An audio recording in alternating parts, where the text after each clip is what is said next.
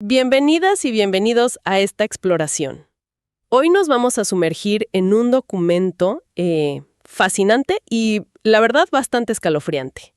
Es un informe interno desclasificado de la CIA de 1963 sobre un programa secreto llamado Proyecto MK Ultra. Exacto. Nuestro fuente es ese reporte oficial de la Inspección General de la propia CIA. Así que hoy vamos a usar esa ventana interna para tratar de entender qué fue MK Ultra, por qué se creó en plena Guerra Fría, qué tipo de cosas hicieron, sobre todo lo del LSD y la gente que no sabía que le estaban experimentando, y quizá lo más fuerte, qué dijo la misma CIA sobre este programa secreto ya en 1963. Precisamente.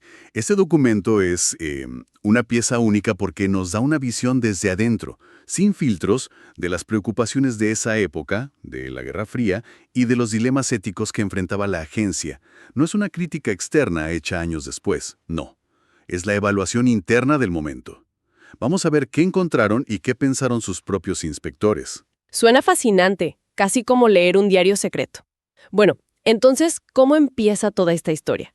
¿Dónde y por qué nace MK Ultra, según este informe? El informe dice que esto empezó a moverse más o menos en 1950. ¿Y qué pasaba en el mundo? ¿Cuál fue el catalizador? El contexto es clave, absolutamente. La Guerra Fría. Había muchísima preocupación, casi paranoia, en Estados Unidos por los aparentes éxitos soviéticos, chinos, norcoreanos, en lo que llamaban lavado de cerebro, ¿no? Técnicas para sacar confesiones para cambiar el comportamiento. Ajá. Informes sobre prisioneros de guerra en Corea que parecían haber cambiado de bando o confesado cosas. Eso generó una alarma tremenda. Claro, me imagino el miedo. Sí, entonces, al principio, el interés de la CIA parecía ser defensivo. O sea, necesitaban entender cómo funcionaban esas técnicas para proteger a su gente, para crear defensas. Pero el informe deja muy claro que eso cambió rápido. ¿Cambio cómo? Pues que de lo defensivo pasaron a lo ofensivo. La pregunta se volvió, ¿podemos nosotros, la CIA, desarrollar armas para controlar o influir en la gente? ¿Podríamos usarlas en operaciones secretas contra los adversarios? Vaya giro. Sí, de hecho el informe menciona un programa anterior llamado Artichoke, que ya andaba en estos temas de interrogación, control mental, y en 1953 todo esto se consolidó. Pasó a la División de Servicios Técnicos, la TSS, y ahí le pusieron el nuevo nombre, MK Ultra. Y una figura central, según el informe, fue el Dr. Sidney Gottlieb. Él era el jefe de la rama química de la TSS. Entiendo el contexto de Guerra Fría, ese miedo, esa competencia. Pero, ¿cuál era el objetivo oficial de MK Ultra dentro de la CIA? ¿Qué buscaban concretamente, según este documento? El informe lo dice bastante claro. Investigar y desarrollar materiales químicos, biológicos y radiológicos para operaciones clandestinas. Y el foco principal era el control del comportamiento humano. Control del comportamiento. Sí, buscaban literalmente sustancias y métodos para alterar la mente, las emociones, las decisiones, las acciones de personas específicas, ya fueran amigos o enemigos, y sin que se dieran cuenta preferiblemente. Suena a ciencia ficción, pero era un programa real de la CIA. Con metas tan delicadas, ¿cómo lo organizaron para mantener el secreto? Incluso dentro de la misma agencia. El secreto era máximo, prioridad absoluta. El informe describe MK Ultra como altamente compartimentado, ¿Qué significa eso exactamente? que muy poca gente, incluso dentro de la CIA, sabía todo lo que abarcaba el programa. Estaba dividido en, fíjate, 149 subproyectos distintos, cada uno investigando una cosita diferente del control de conducta. ¿149? Sí, una locura. Y esa fragmentación ayudaba al secreto, claro. Si un proyecto se descubría, no necesariamente se caían los demás. Y aquí viene algo clave que el informe detalla muy bien. Dependían masivamente de contratistas externos. Externos. ¿Cómo quiénes? Universidades, fundaciones de investigación, hospitales, hasta clínicas privadas. Mucha de la investigación no se hacía en laboratorios de la CIA. Y lo más llamativo, que el informe lo recalca, es que en muchísimos casos, estas instituciones, estos científicos, no tenían ni idea de que trabajaban para la CIA. ¿En serio? ¿Y para quién creían que trabajaban? Para fundaciones académicas, entidades privadas, aparentemente inofensivas. Increíble. ¿Y cómo escondían el dinero? Financiar 149 proyectos a través de terceros sin que nadie sospechara, eso requiere bastante ingenio financiero, ¿no? Totalmente. El informe habla de mecanismos de financiación inusuales, deliberadamente opacos. Crearon y usaron fundaciones y compañías como fachada, lo que en espionaje llaman cutouts, intermediarios. Ajá. Estas entidades recibían dinero de la CIA y lo pasaban a los proyectos de investigación. Servían de cortafuegos para ocultar de dónde venía el dinero. El informe de 1963 menciona específicamente una, la Society for the Investigation of Human Ecology.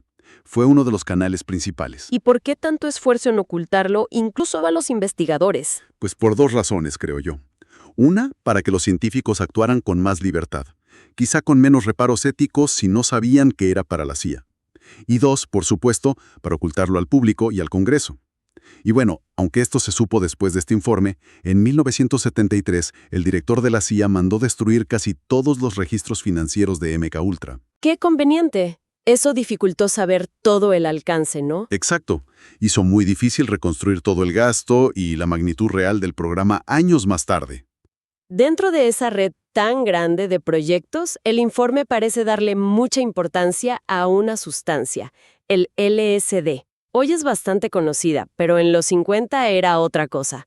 ¿Por qué esa obsesión con el LSD? Bueno, a principios de los 50 el LSD era potentísimo, pero muy nuevo. Nadie entendía bien cómo funcionaba. Sus efectos en la percepción, en el pensamiento, eran tan drásticos, tan extraños, que generó un interés enorme. Entiendo. Y la gente de MKUltra, según el informe, vio ahí un potencial casi ilimitado para modificar la conducta. Pensaron en todo. Sería el suero de la verdad definitivo, podría usarse para incapacitar a líderes enemigos, o para borrar o implantar recuerdos, cambiar lealtades, desacreditar a alguien importante. Era como la llave maestra de la mente humana para ellos. Buscar un suero de la verdad. Suena de película. Pero con una sustancia tan nueva y potente, ¿cómo empezaron a probarla? ¿Fueron directo a la acción o hubo pasos previos?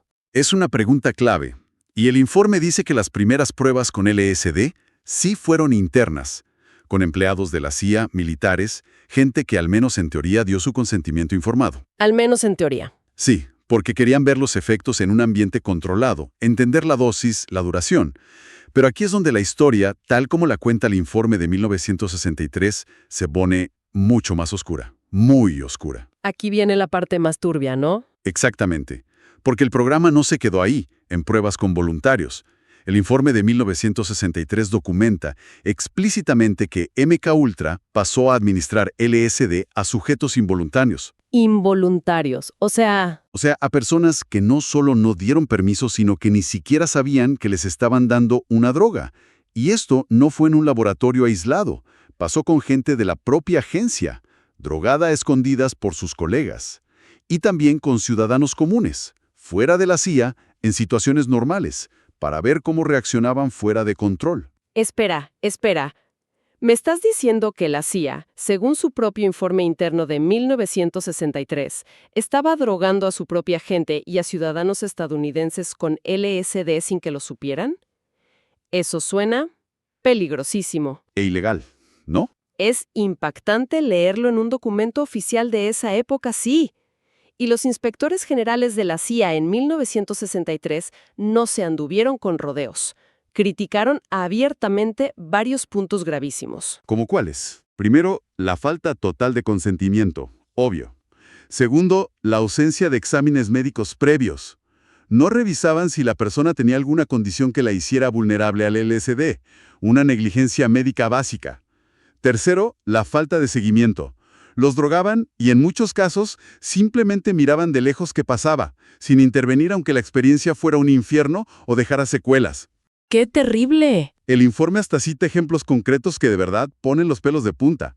Mencionan un incidente donde le dieron LSD a escondidas a un empleado en una fiesta de Navidad de la oficina, solo para ver qué pasaba. ¿En una fiesta de Navidad? Sí. Y lo más grave, el informe habla directamente de riesgos mortales. Hace referencia, aunque sin nombrar a Frank Olson, que es como se le conoció después, a un empleado civil del ejército que trabajaba con la CIA en temas biológicos. Según el informe, esta persona murió días después de que le dieran LSD sin él saberlo durante un retiro de trabajo. Dios mío. Y aunque el informe de 1963 no dice fue por el LSD, en términos legales sí reconoce la secuencia de tiempo y el peligro extremo de darle esas sustancias a gente desprevenida. Y lo sorprendente es eso, que el propio informe interno ya en 1963 estaba diciendo esto es peligrosísimo, puede matar gente y es éticamente indefendible. Es demoledor que la propia agencia reconociera eso tan pronto. Entonces, con todos esos riesgos y problemas éticos sobre la mesa, concluyeron que el LSD, a pesar de todo, era útil. Valió la pena el riesgo desde su punto de vista operativo. Y aquí viene la gran ironía que el informe subraya. Después de toda esa experimentación tan peligrosa y cuestionable, la conclusión operativa de la CIA en 1963 fue un rotundo no. No. ¿Después de todo eso? No. Descubrieron que los efectos del LSD eran radicalmente impredecibles. La misma dosis podía causar reacciones totalmente distintas en diferentes personas o incluso en la misma persona en otro momento. Era imposible controlar el resultado. Claro. Así que concluyeron que el LSD era demasiado poco fiable y peligroso para usarlo de forma controlada en operaciones delicadas. El riesgo de que saliera mal, de que la persona reaccionara de forma inesperada o sufriera daños graves, era demasiado alto. Así que operativamente hablando, todo ese riesgo ético y legal con el LSD, según este informe, no les dio el arma mágica que buscaban. Entendido lo del LSD, que fue un foco enorme y muy problemático. Pero un programa tan grande, 149 subproyectos, ¿era solo sobre LSD o investigaban otras cosas quizá menos conocidas? No, para nada. El LSD fue como la estrella oscura del programa, la más polémica. Pero MKUltra era mucho más amplio. El informe de 1963 menciona, aunque más de pasada, otras líneas de investigación bastante curiosas. ¿Cómo cuáles? Por ejemplo, exploraron mucho la hipnosis. Buscaban formas de inducirla para interrogar, para implantar sugestiones, incluso para crear agentes durmientes. ¿Agentes durmientes? Como en las películas. Algo así buscaban. También investigaron técnicas de engaño, percepción, manipulación. El informe las llama, de forma muy interesante, artes de magos. Estudiaban cómo los ilusionistas engañan a la gente para ver si podían aplicar eso al espionaje. ¡Qué fascinante! Y financiaron estudios antropológicos para entender patrones culturales, buscando debilidades que pudieron explotar en operaciones psicológicas. Y claro, siguieron buscando otras sustancias químicas o biológicas más allá del LSD para acosar, desacreditar, enfermar o incapacitar discretamente a la gente. O sea, un abanico muy amplio. Amplísimo. Y es interesante que, para los inspectores de 1963, aunque todo esto planteaba problemas, parecía preocuparles menos éticamente que lo de drogar a gente inocente con LSD dentro de Estados Unidos. Esa era como la línea roja más clara para ellos. Mencionaste pruebas involuntarias dentro y fuera de la agencia. ¿Sabemos si estas actividades tan terribles se limitaron a Estados Unidos o también las hicieron fuera? El informe de 1963 dice que la gente de MKUltra sí consideró hacer pruebas con materiales experimentales, seguramente incluyendo LSD, en sujetos involuntarios fuera de Estados Unidos. ¿Y lo hicieron? El informe sugiere que era probable que ya hubieran ocurrido algunas de esas pruebas en el extranjero para 1963. Pero, y esto es importante, los inspectores señalaron un problema. La documentación sobre esas posibles actividades fuera era malísima. Fragmentaria o directamente no existía en los archivos que revisaron. Más secreto todavía. Exacto. Parece que el secretismo era aún mayor y los controles menores fuera de USA. Eso hizo muy difícil que los propios inspectores en 1963 supieran qué había pasado realmente más allá de sus fronteras. Entonces, llegamos al final del informe de 1963. Después de revisar todo, los objetivos, los métodos secretos, el LSD, las pruebas involuntarias, la falta de papeles, ¿cuál fue el veredicto final de la Inspección General de la CIA? ¿Qué pensaron ellos mismos de todo esto en 1963? Las conclusiones del inspector general son francamente demoledoras para el programa MKUltra como se estaba haciendo, sobre todo con el LSD y las pruebas involuntarias. Por un lado, sí reconocieron que el programa había dado algunos resultados útiles de inteligencia, algún conocimiento sobre drogas, sobre interrogación. Algo sacaron entonces. Sí, pero fueron muy claros. Muchas líneas de investigación no llevaron a ninguna parte o dieron muy poco valor práctico. Pero donde fueron más críticos sin duda fue en las pruebas de LSD en sujetos involuntarios. ¿Qué dijeron exactamente? Las calificaron de innecesariamente arriesgadas. Cuestionaron abiertamente si eran legales, sobre todo dentro de Estados Unidos contra ciudadanos, y éticamente. Las consideraron inaceptables. El informe usa una palabra muy fuerte en inglés, abhorrent. ¿Qué significa? Abominable, aborrecible, repugnante. Así describieron la idea de darle sustancias peligrosas a ciudadanos sin que lo supieran. Creían que violaba principios fundamentales. Qué fuerte que usaran esa palabra internamente. Sí. Además, como ya dijimos, reconocieron que operativamente esas pruebas con LSD no habían servido de mucho por lo impredecible que era la droga. Y finalmente, expresaron una preocupación muy seria y pragmática. El daño enorme, catastrófico, para la reputación de la CIA si todo esto salía a la luz pública. Se dieron cuenta del escándalo que podía ser. Anticiparon perfectamente lo que pasaría años después. Temían por la imagen y la legitimidad de la agencia. Con un diagnóstico interno tan duro, calificando partes clave como aborrecibles, inútiles y peligrosas, ¿qué recomendaron hacer? Cerrar MKUltra. Curiosamente, no pidieron cancelar MKUltra de inmediato en 1963. Lo que sí propusieron fue una serie de medidas muy drásticas para endurecer los controles, la supervisión y limitar las prácticas más peligrosas y dudosas. ¿Qué tipo de medidas? Primero, centralizar la aprobación y supervisión de todas estas investigaciones bajo una autoridad de muy alto nivel. Que no fuera que una división como la TSS hiciera lo que quisiera. Segundo, exigir aprobación explícita y por escrito del director de la CIA o su segundo para cualquier proyecto éticamente sensible, peligroso o que usara sujetos involuntarios, sobre todo en Estados Unidos. Más control desde arriba. Mucho más. Tercero, recomendaron prácticamente prohibir las pruebas en sujetos involuntarios dentro de Estados Unidos, solo en casos extraordinarios y con la firma personalísima del director. Y cuarto, exigieron mejorar radicalmente la documentación y los registros de todo, precisamente porque habían visto un desastre, sobre todo con las operaciones fuera y el manejo del dinero. Querían forzar más transparencia interna y una rendición de cuentas que claramente no había existido. Bien, hagamos un resumen de los puntos clave de esta inmersión en el informe de 1963. MKUltra fue un programa gigantesco y ultrasecreto de la CIA, nacido del miedo de la Guerra Fría, obsesionado con controlar la mente humana. Tuvo 149 subproyectos, muchos escondidos tras universidades y fundaciones con dinero opaco. Exacto. El LSD fue central y la experimentación llegó a la práctica terrible de drogar a gente sin que lo supiera. Y lo más impactante es que la propia CIA internamente, ya en 1963, reconoció los problemas éticos gravísimos usando la palabra aborrecible, legales y los riesgos enormes. Concluyeron que el LSD no sirvió operativamente y que todo era una bomba de tiempo para la reputación de la agencia. Precisamente. Y quizá como reflexión final para quienes nos escuchan, lo que este informe de 1963 nos muestra con una claridad brutal es esa tensión constante, a veces imposible de resolver, entre las presiones de la seguridad nacional en tiempos de conflicto y los límites éticos y legales que se supone deben existir en una democracia. Es una tensión muy actual también. Totalmente.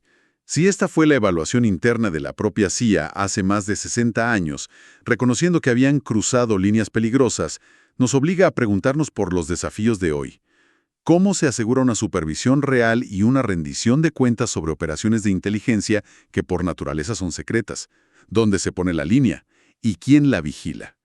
Este vistazo a MKUltra, a través de los ojos de la CIA de 1963, no da respuestas fáciles, pero sí plantea preguntas fundamentales sobre el poder, el secreto y la responsabilidad que siguen siendo increíblemente relevantes. Es algo sobre lo que vale la pena seguir pensando.